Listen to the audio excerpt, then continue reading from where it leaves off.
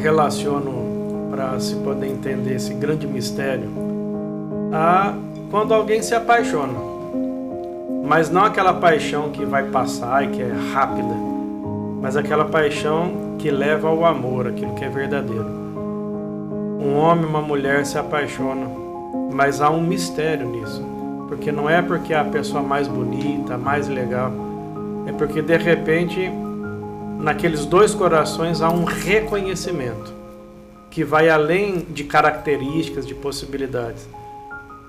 Então, esse grande amor de Deus brilhou sobre mim e eu reconheci. E eu que, como disse, nem gostava de Deus, né? Tu vê, né, irmão? E ele que sempre me amou, né? De repente, vi esse amor, senti, e aí não queria outra coisa senão amá-lo, né? Mesmo tão jovem, eu tinha 13, 14 anos, 13, 14 anos, né? Era muito jovem, né? E aí, de repente, por exemplo, eu nunca fui coroinha, nada, eu ia realmente por obrigação. O senhor nunca foi nada da igreja? Não, de jeito nenhum. Eu gostava de jogar basquete, de brincar na rua. Futebol também, ó, de bolinha? Futebol, eu comecei a gostar depois, né? No seminário. Mas de repente esse amor brilhou sobre mim. E era tão maravilhoso que eu não conseguia fazer outra coisa senão querer esse amor, né? E nessa busca, nessa abertura, de repente eu percebi, a gente fala sentir, mas é mais do que isso, que esse Deus que me criou por amor, também me chamava agora a deixar tudo e ser todo dele, e viver todo por esse amor. E quando eu percebi isso dentro de mim, eu quis responder. Só que eu era muito inocente. 13 anos, irmão. 13. E era inocente que as coisas, elas têm uma forma de acontecer. Então, eu peguei e pensei que era assim, não, eu vou para o seminário, não vou falar para ninguém, o dia que eu for eu aviso. Mas não é assim. Os padres do seminário têm que conhecer a sua família, existem encontros vocacionais, todo um caminho antes de você entrar num seminário. E eu, na inocência, pensei assim, não vou falar para meu pai e para minha mãe, só o dia que eu for. O senhor falou, o senhor, eu pensava, pensando, né? E aí, foi um dia, uma noite, na verdade, muito bonita, que eu estava junto com a minha mãe, e eu falei, eu vou falar para ela. E aí eu disse para ela que sentia que Deus me chamava e que eu ia para o seminário. E ela se emocionou muito. E eu me lembro, eu acho que foi tão lindo foi uma coisa extraordinária aquela noite. E como tudo que é próprio do tempo, o tempo vai tirando de nós. Então as lembranças vão se tornando pequenas diante da grandeza das coisas, né? Mas eu me lembro que ela de repente canta uma canção que eu não conhecia.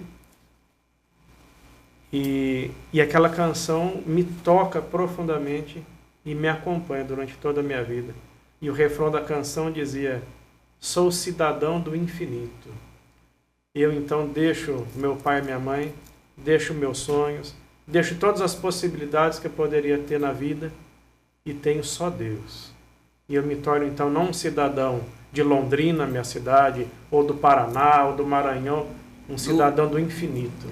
Do infinito. Coincidência ou não, essa canção que ela cantou para o senhor, né, foi realmente o que aconteceu na sua realidade, né, irmão? Né? É muito interessante a sua história, como o senhor conheceu Deus, né? Sentiu Deus tão jovem, com 13 anos de idade. Irmão, eu fico aqui pensando, o senhor falou que sua mãe e seu pai praticamente forçavam você a ir para a igreja, né?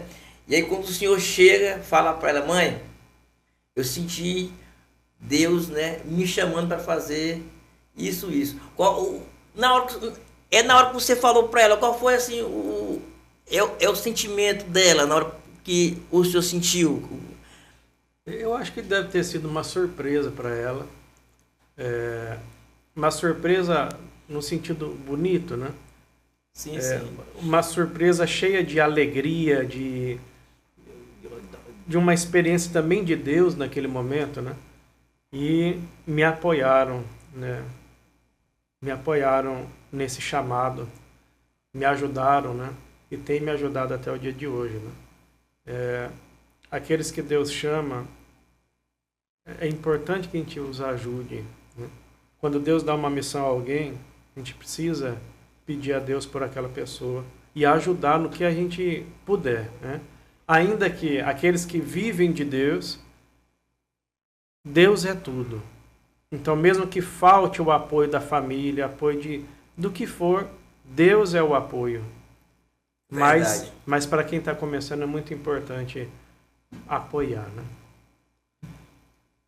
E principalmente, meu irmão, para missões especiais, viu? Quando Deus dá missões especiais a alguém, é normal que a maior parte das pessoas não vão entender, vão julgar, outras vão atrapalhar, perseguir. Por isso é preciso pedir a Deus por aqueles que Deus dá missões especiais. Orientar, né? Por isso, eu vim aqui com muito prazer. Você me visitou, você e o Miguel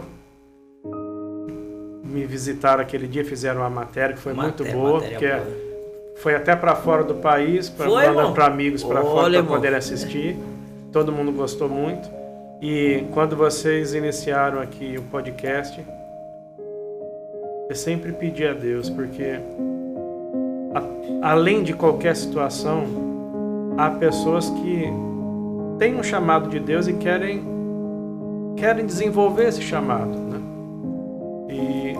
Então eu vim aqui também não só porque você me convidou, mas como sinal de apoio, de que rezo por vocês, para que vocês sigam em frente e cada vez mais entendam a importância de um meio de comunicação como esse, de levar a verdade às pessoas, independente que a gente mesmo possa se prejudicar, possa não ser entendido, ser querido, não importa, viu? Importa que esse meio que Deus deu a vocês é um meio ao qual vocês podem levar mudança de vida às pessoas, né?